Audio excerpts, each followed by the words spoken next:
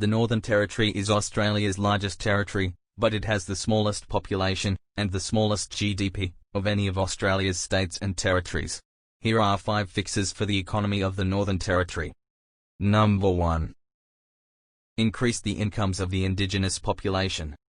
The disparity between Indigenous and non-Indigenous incomes is an issue Australia-wide.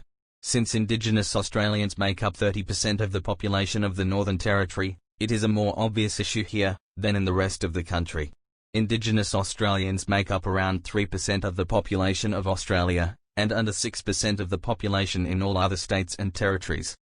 The 2016 census showed that the Northern Territory had the lowest proportion of Indigenous people earning $1,000 or more each week, at just 11%. The proportion was around 20% in most other states and territories, and around 37% in Australia's other territory, the Australian Capital Territory.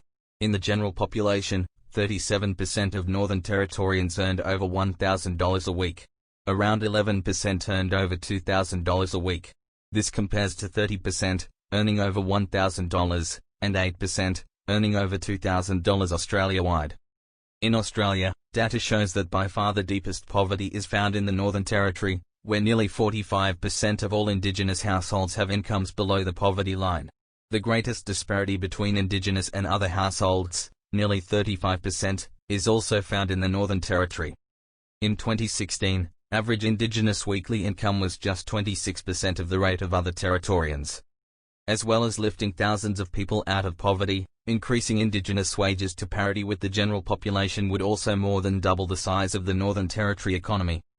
To help increase wages of Indigenous Australians, more scholarships should be offered for Indigenous students to high schools and universities. Number 2. Attract more wealthy tourists. Darwin is just a 3-hour flight from Indonesia's most populous island Java. Closer than other international destinations, like Bangkok, Manila, and Hong Kong. In the near future, millions of newly wealthy Indonesians will be looking to travel, to get experiences they cannot find in their home country. Unlike other nearby destinations, the Northern Territory allows visitors to experience the world's oldest culture, and access around 300,000 square kilometers of national parks and protected areas.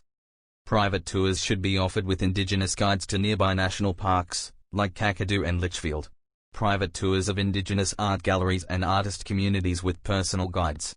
Another option would be Indigenous cooking classes, with only 1 or 2 students. Number 3.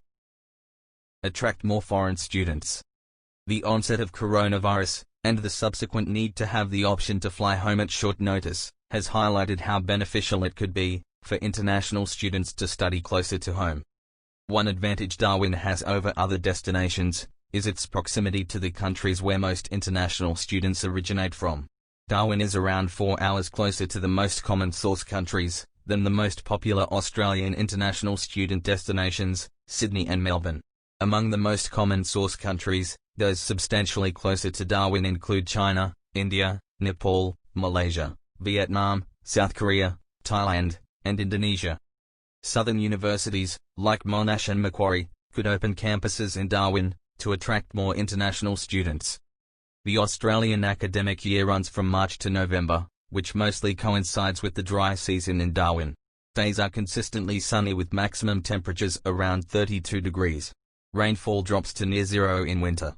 This gives students the perfect weather to explore the surrounding national parks during the university breaks in April, July, and September. Number 4. Increase flights to Darwin. Darwin could act as a hub for flights between other Australian capitals and emerging destinations in Southeast Asia. These destinations include Cebu and Calabo in the Philippines, Kuching and Kota Kinabalu in Malaysia, and Surabaya and Balikpapan in Indonesia. There are currently no direct flights between any Australian cities and these destinations. Darwin is between 3 and 4 hours flight from all these destinations.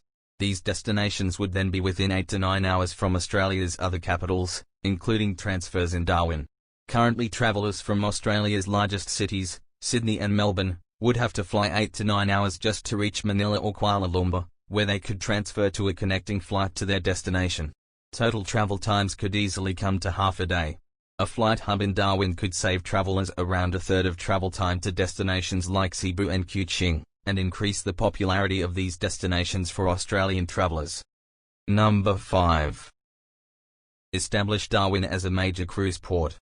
Darwin's location on the Timor Sea gives it direct access to the islands of Indonesia, and via the Banda and Celebes Seas, the Philippines. The port of Darwin could be developed to offer smaller specialty cruises to some of the 17,000 Indonesian islands, and over 7,000 Philippine islands on its doorstep.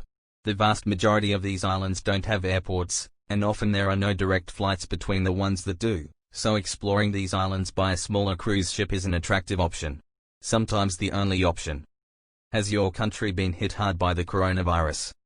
Does its economy need a fix? Let me know in the comments which country to look at next. And if you want to see more of these videos, don't forget to like and subscribe.